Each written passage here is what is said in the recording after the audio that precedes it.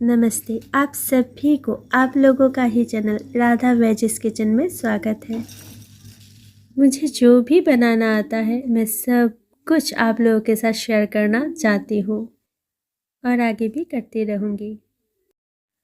मैं यहाँ खाने के माध्यम से आप सभी को श्रीमद् भगवत गीता के कुछ श्लोक बताना चाहूँगी, जो कि आगे के वीडियोस में भी मेरे रहेंगे। क्योंकि मुझे जो सुख और आनंद का प्रभाव हुआ है श्रीमद् भगवत गीता पढ़कर, मैं चाहती हूँ कि आप सभी को भी वो सुख का आनंद का अनुभव हो।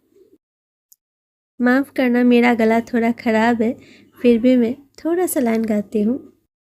तमेव माता पिता तमेव बंधु सखा तमेव विद्या द्रविणं तमेव सर्वं मम देव देवा। श्रीमद् भगवत गीता का प्रथम अध्याय धृतराष्ट्र के सवाल से शुरू हुआ। वो सवाल ये था, धर्म क्षेत्रे कुरुक्षेत्रे समवेता युवित्सुव मामका पांडवश्चैव किम कुर्वत संजय। धृतराष्ट्र ने बोले, हे संजय, धर्मभूमि कुरुक्षेत्र में एकत्रित युद्ध की इच्छा वाले मेरे और पांडु के पुत्रों ने क्या किया। बस इस प्रश्न से शुरू हुआ श्रीमद् भगवत गीता का प्रथम अध्याय। उसके बाद संजय ने बोला, अत्र शूरा महिष्वासा भीमार्जुन समायुधि युयुधानो विराटश्च द्रुपदश्च महारथ दृष्टकेतुश्च कितानकाशीराजश्च वीरवान् पुरुजीति कुन्ती भोजश्च शैब्यश्च नरपुङ्गव युधामन्युश्च विक्रान्त उत्तमोजाश्च वीरवान् सौभद्र द्रौपदेयश्च सर्व एव महारथा।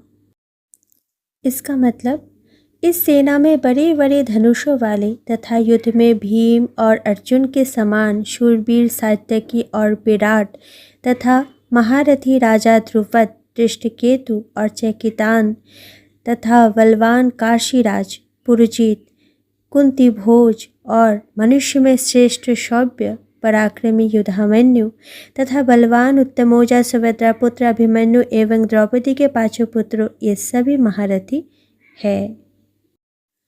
तस्य संजयन हर्ष कुरुवृद्ध पितामह सिंहनादं विनिर्द्योच्चे शंख दद्मु प्रतापवान।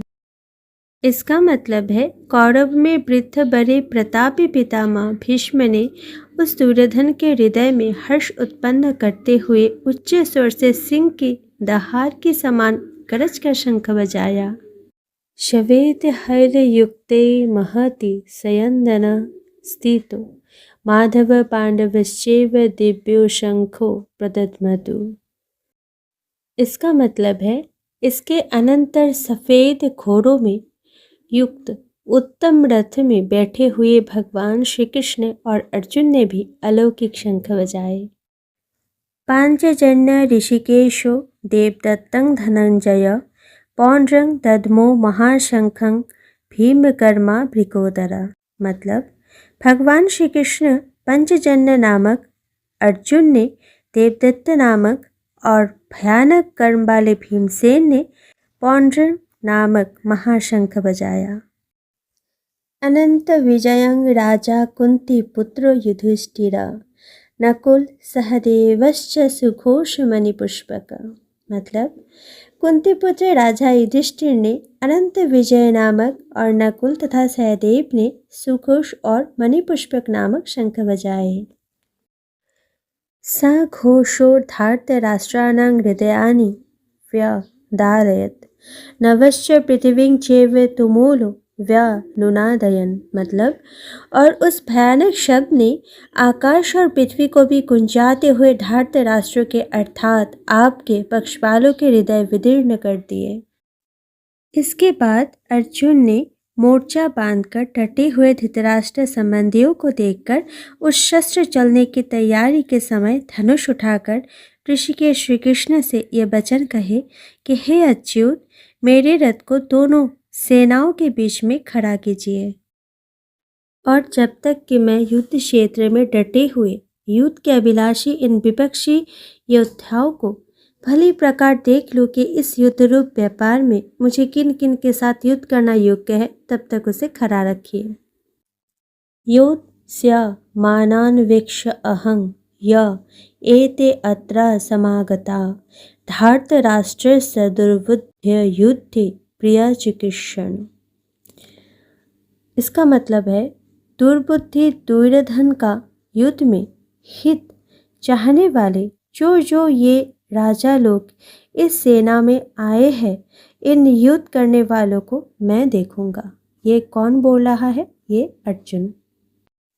इसका अगला पार्ट मैं अगले वीडियो में करूंगी। गीता ज्ञान, गीता पाठ हमारे जीवन में एक शिथिलता प्रदान करती है। हम तो कहते हैं कि गीता हर एक इंसान को पढ़ना चाहिए, चाहे छोटे हो, बच्चे हो, बूढ़े हो, सभी को, एक एक सनातनी को, बल्कि एक एक इंसान को गीता पाठ ज़रूर पढ़नी चाहिए। आज मैंने बनाया है ये सोयाबीन की एक नई रेसिपी, ट्राई ज़रूर कीजिएगा। कैसा हुआ कमेंट में ज़रूर बताइएगा।